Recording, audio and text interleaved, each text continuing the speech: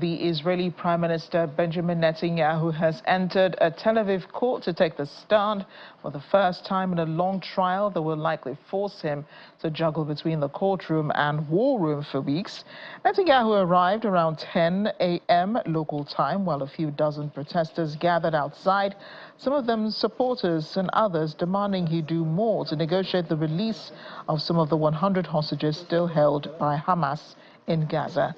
Israel has been waging war in Gaza against the Palestinian militant group for more than a year, during which Netanyahu had been granted a delay for the start of his court appearances. But last Thursday, judges ruled that he must start testifying.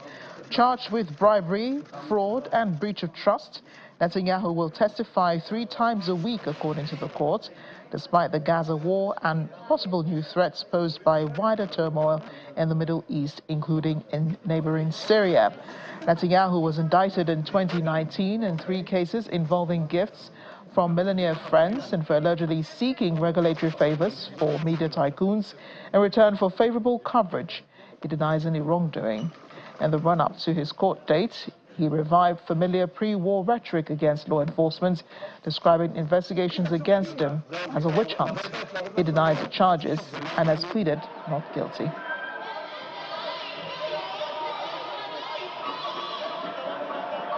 Meanwhile, in Russia, the Kremlin says the Ukraine war would continue until the goals set by President Vladimir Putin are achieved by military action or by negotiation. President Putin has demanded the Ukraine abandon its ambition to join NATO and withdraw fully from 4 regions of the country that Russia has claimed as its own. Terms that Kyiv has rejected as tantamount to surrender. Peskov said no talks between Moscow and Kyiv were currently underway because the Ukrainian side refuses any negotiations. Ukrainian President Volodymyr Zelensky on Monday made the case for a diplomatic settlement of the war and raised the idea of foreign troops being deployed in Ukraine until it could join NATO.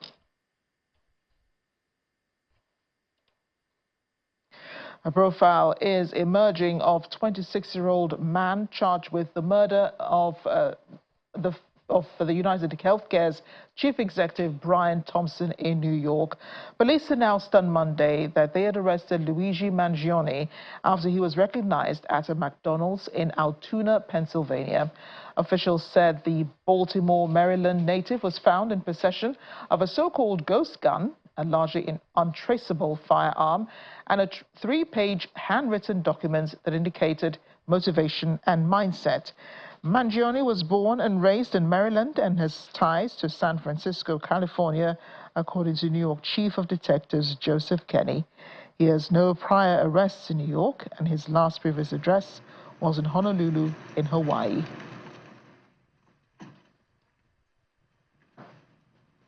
The mayor of New York, Eric Adams, was at the press conference on Monday where he revealed the identity of the killer of the UnitedHealth CEO Brian Thompson. Well, Eric Adams, alongside New York Police Department Chief of Detectives and New York Police Department Commissioner Jessica Tisch, gave more information about the suspect and his intentions. And I'm joined here today by our Chief of Detectives and the Police Commissioner and Chief of Department because we have a strong person of interest in the shooting that shook our city last week. CEO Brian Thompson of UnitedHealthcare was the victim of a senseless act of violence. Earlier this morning in Altoona, Pennsylvania, members of the Altoona Police Department arrested Luigi Mangione, a 26-year-old male, on firearms charges.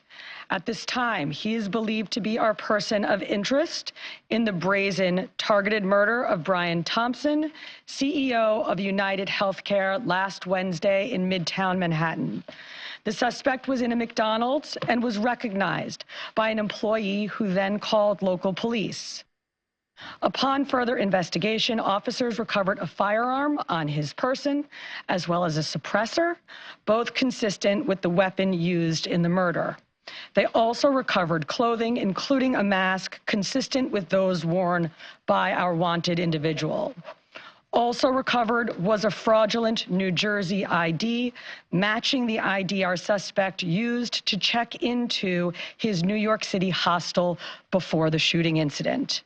Additionally, officers recovered a handwritten document that speaks to both his motivation and mindset. On Thursday, one day after this crime was committed, the NYPD released a photo of the shooter in this case. This picture was obtained by the NYPD during one of their extensive video canvasses. We took that photograph and we asked for the public's help in identifying this subject, and the public responded. Hundreds of tips began to pour into our hotline. Each tip was investigated thoroughly, and we began to release additional photographs as they came into our possession. The NYPD provided these photos to numerous media outlets. Local, national, and international outlets released the photo via television, print, social media, and online content. Luckily, a citizen in Pennsylvania recognized our subject and called local law enforcement. Members of the Altoona Police Department responded to the call, and based on their investigation, they notified the NYPD. This investigation is still active and ongoing. Can you go a little bit more? In another development, a former U.S. Marine sergeant who used a chokehold to restrain Jordan Neely, a homeless man on a New York City subway car, has been found not guilty of criminally negligent homicide in Neely's death. 26-year-old Daniel Penny has said he never intended to kill Neely, a 30-year-old man with a history of mental illness, during their encounter on an uptown train on May 1st, 2023. Penny did not testify during the trial, which began in October. He left the courtroom without commenting to the media. I miss my son. My son didn't have to go through this. I didn't have to go through this either. It hurts. Really, really hurts. What are we gonna do, people? What's gonna happen to us now? I had enough of this. The system is rigged. Come on, people. Let's do something about this. We're devastated, upset, angry, hurt. Everyone's pissed off at this verdict. I challenge you to go outside today and help one person. Right on. That's my challenge. If you're angry, if you're hurt, go help one person. That's how we beat the system. That's how we turn this around, by being there for each other. Right on. Other than the fact that a man was murdered and now it's legally precedent in the United States, or at least in New York specifically, now that you can get away with murder on the subway now for something that every New Yorker sees every day. Everyone sees someone asking for food. Everyone sees someone panhandling for money. It's not uncommon. You know, you can't criminalize being poor. And today, we didn't just criminalize being poor, we solidified the fact that you can be murdered for just being poor. I feel really sad. I feel really sad for Jordan's family. I feel just terrible that New York City has come down with this verdict in the face of what seemed to be incontrovertible evidence of negligent and reckless behavior. And I'm particularly disturbed, I was in the court, and I'm particularly disturbed by the applause that greeted this verdict in the front of the family. It just sickens me.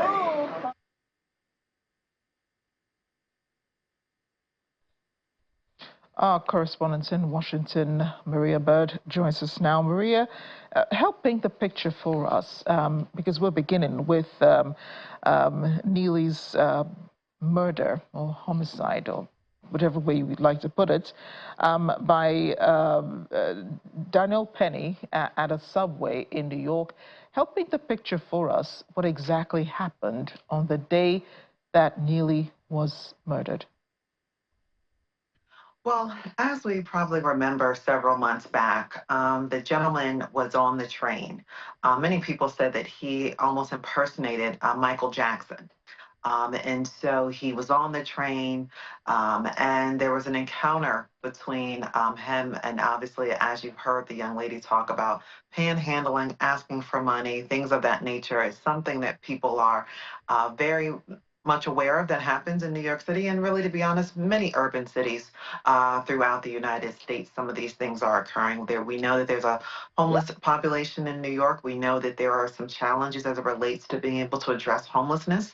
And even further, as we've talked about before, mental health challenges that oftentimes impede upon those individuals who are homeless. So being able to secure appropriate housing, food, things of that nature, sometimes because of the mental health challenges that exist, doesn't always happen. And so the encounter between these individuals led to, and as you've heard through various accounts when this first occurred, those who were on the train were startled by what they saw. They were startled by the chokehold that was impeded upon this man by this former U.S. Marine. Especially because of the fact that it then led to the death of the man. Now, I've rode New York trains many times before. I have never seen someone literally put someone in a chokehold. Have you seen disputes happen on the train? Yes. But I've never viewed that type of force being impeded upon an individual. And so I think that where the public is standing right now is going to be very concerning. And Mayor Adams is going to have to find a way to address this further, because the people of New York are definitely stricken by this recent announcement and this recent verdict. Because as you heard the young woman say, they view it as murder. Many New Yorkers are going to view this as, many people across the country. We can expect to see some protests breaking out throughout the country. We can expect to see even more coming out over the next few days and weeks ahead as it relates to this verdict that was recently released. Yeah, and it is a really shocking verdict. I mean, it's quite unbelievable that a homeless man has become the victim of has become the victim of, a non-violent a crime that he really didn't commit. He was just being himself, panhandling, begging for money, and then for people to have to watch that. What did the court say was the reason Daniel Penny was not found guilty? On what was the premise on which he was let go and acquitted? Because it just says he didn't have any intentions of killing Neely. Did that sound reasonable enough? So obviously, we know the justice system has a variety of levels of being able to indict someone, to convict someone of a crime such as killing. And intent is something that is brought into the courtroom. And when you talk about intent, they're stating that because of what occurred in the dispute between the two individuals and the interaction between them, that his initial intent was not to kill. And so the question that's going to come up, and I'm sure there will be an appeal process to this, is whether or not not having intent was enough to state that he was not guilty of committing a crime of murder. And so that obviously is what played out throughout the court. They knew that those who viewed and those who were witnesses of the crime would have went into detail about the fact of how forceful he was. And so they really focused in on the intent issue, which obviously was enough for them to state that he did not commit murder, because they could assume that it was accidental, that he died as a result of an encounter versus an intention for the former U.S. Marine to actually kill him. Let's move on to the killing of the UnitedHealth CEO, Brian Thompson. And police in New York say that, just good old-fashioned police work was what helped to identify the suspect, who is now in police custody. But what's interesting is, after the press conference and now saying that Luigi Mangione had been nabbed by the police, he was in police custody. It's the reactions by the American people after that's actually baffling. A lot of people didn't seem to sympathize with the family or even commend the police force for what they did. Instead, it seemed almost like Mangione was a hero in this instance. Well, I think there's a couple of pieces. I think that many people were a bit concerned that it did take so long. When you think about New York City and how big it is in this time of year, to have this suspect having been able to get away from the scene and for as long as it has happened, I think that was a concern for many Americans. I think that obviously people have been praying. They've been looking to see ways in which, because this was a crime that was very intentional, as many believe, and obviously further investigation around the suspect is going to continue. And we know that he was not even found in the state of New York, so he was able to leave New York. And when you look at, you heard earlier today or yesterday from the high school that he went to, the private high school in Baltimore, Maryland, and then releasing a statement kind of about him. And I think the further investigation is also going to look to see, was there some other pieces? Was he actually, was it between him and the former CEO, or was there something else there that I think many Americans are also wondering? Is there something else that's going to come out through this investigation that could have potentially led to why this shooting occurred, and with, as they stated, this targeted attack and targeted killing occurred? And so I think that's what we're going to be looking to learn more about over the next few days. Exciting days ahead for law enforcement in the United States. Maria, thanks again for speaking with us. And the U.S. Defense Secretary Lloyd Austin has reaffirmed what he called his country's ironclad deterrence commitment to Japan and to South Korea in the face of challenges posed by China and the East China Sea. Mr. Austin said this during a meeting with his Japanese counterpart, Jen Nakatani, in Tokyo. He met the Japanese Prime Minister Shigeru Ishiba on Tuesday to discuss regional issues.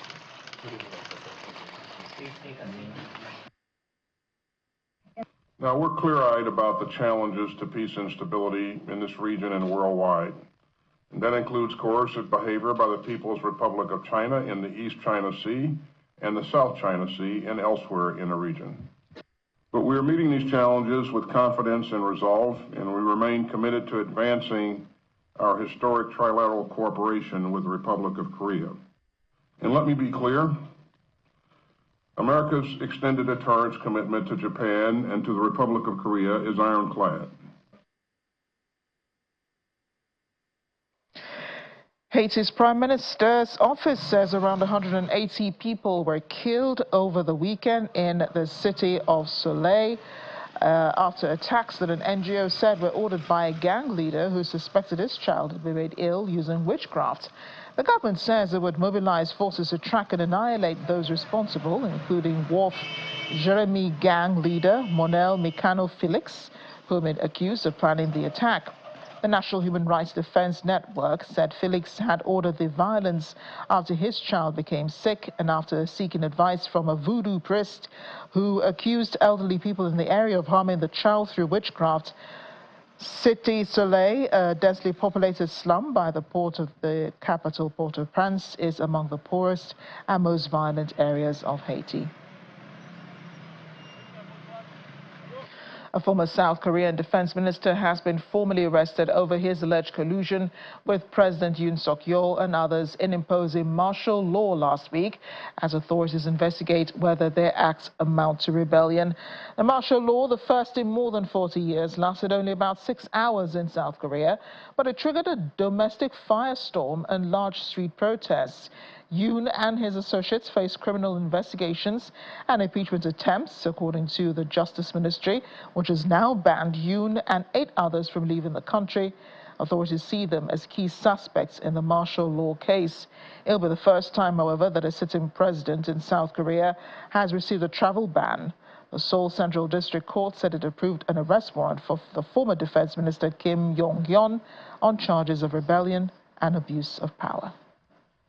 I have the singular honor as the returning officer of the 2024 presidential election to declare His Excellency John Dramani Mahama as the winner of the 2024 presidential election and the President-elect of the Republic of Ghana. It is now official. Ghana's Electoral Commission declaring former President and main opposition leader John Mahama winner of Saturday's presidential election. Mahama won 56.55% of the vote. He's making a comeback after serving as Ghana's president from 2012 to 2016. His main rival, Vice President and ruling party presidential candidate Mahamudu Bawumia, already conceded defeat in both presidential and legislative elections on Sunday. The Electoral Commission has counted votes from 267 of the country's 276 constituencies, and observers are impressed with the electoral results.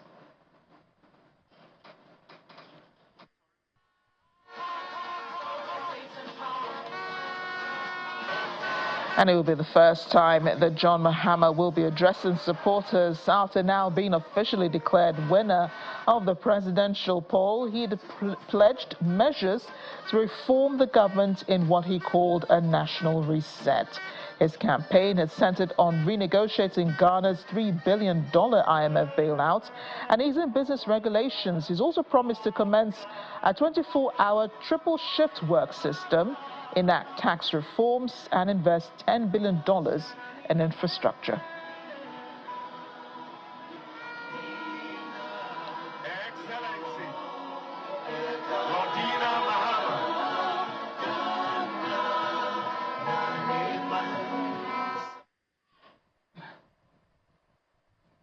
Finally on the program, Christmas 2024 is a couple of weeks away, depending on how you're counting.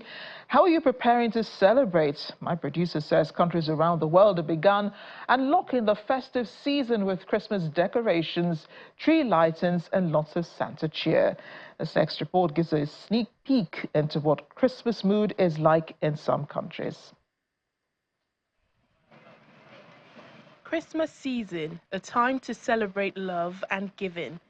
In London, the streets dazzle with lights display to mark this year's festive season. Tourists and locals feed their eyes with spectacular display of lights throughout winter nights as they go about their daily activities this period.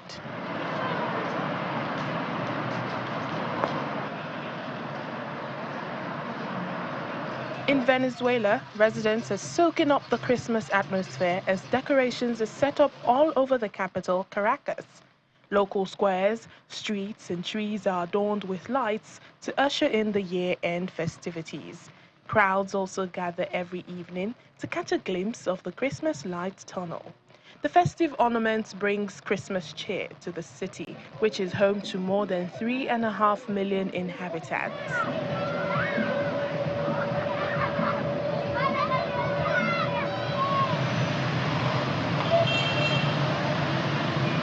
Berlin also began ringing in the festive season with illuminations at the landmark Brandenburg Gate and at more than 100 Christmas markets across the German capital.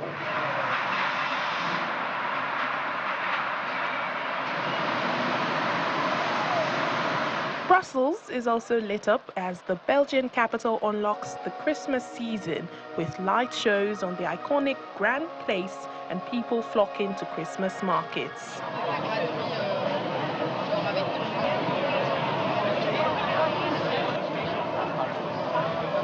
And in Ukraine, Russia's wars got nothing on them as the capital Kyiv turned into a true wonderland ahead of Christmas season. A Christmas fair with a food market, amusement rides, and an ice rink is set out on the outskirts of Kyiv to usher in the festive spirit despite the ongoing war. In the heart of Taipei, the holiday spirit is in full swing as pedestrians festively decorated shopping streets with the iconic Taipei 101 skyscraper towering above. Shoppers couldn't help but take snapshots of the colorful decorations. Among the festive displays, dogs and strollers stole the show, posing for pictures as their owners captured the moments. Over in New Taipei, the Christmas fair officially began on November 15, running for 48 days as it attracts visitors from throughout Taiwan and abroad.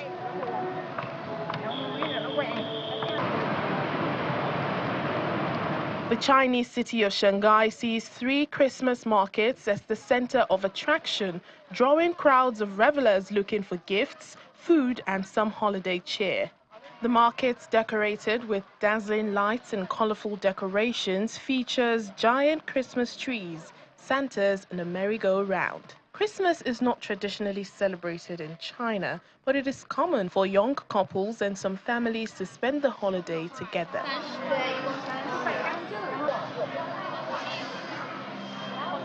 Meanwhile, residents and visitors in the Japanese capital have been enjoying the festive cheer by visiting art installations and dazzling illuminations in downtown Tokyo. Japan does not have religious ties to Christmas, but Tokyo celebrates the annual festival by putting up sparkling lights and trees and displaying numerous light shows. Christmas decorations typically illuminate Tokyo from late November until end of December or early January.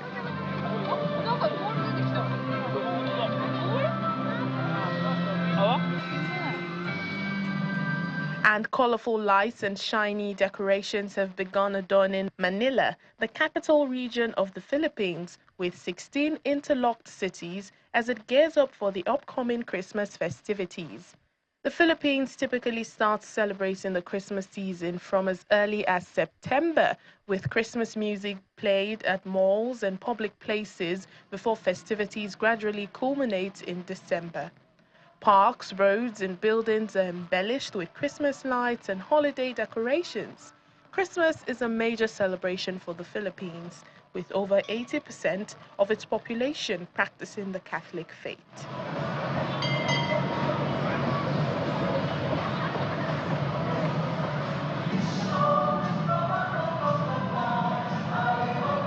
In the Middle East, as the holiday season kicks off, Dubai dazzles people with festive Christmas markets and joyful atmospheres as locals and tourists join in the festivities.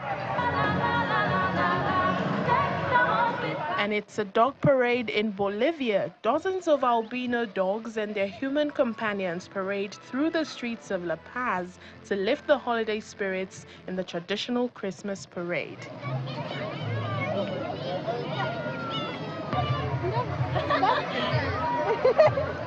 Taking a stop in Africa, as Christmas decorations illuminate shopping malls in Kenya's capital, Nairobi, attracting residents and visitors seeking to capture the holiday spirit. Many residents plan to spend time with family during this holiday season. Well, for me, when you talk about Christmas, like when I know Christmas, I'm like, yes, the decorations are coming up and everything. So the decor for me, like the Christmas lights, the Christmas tree, and getting to spend time with family, that's it for me. That's what Christmas is for me. The decorations serve as a reminder of the season's themes of unity and celebration in the East African metropolis. Just admit it. For those lovely Christmas lights put you in the Christmas mood. We'd love to see your pictures from wherever you are in the world. Send them to @Amarachi_Ubani. I'd love to see your pictures. Thanks for watching and see you next time.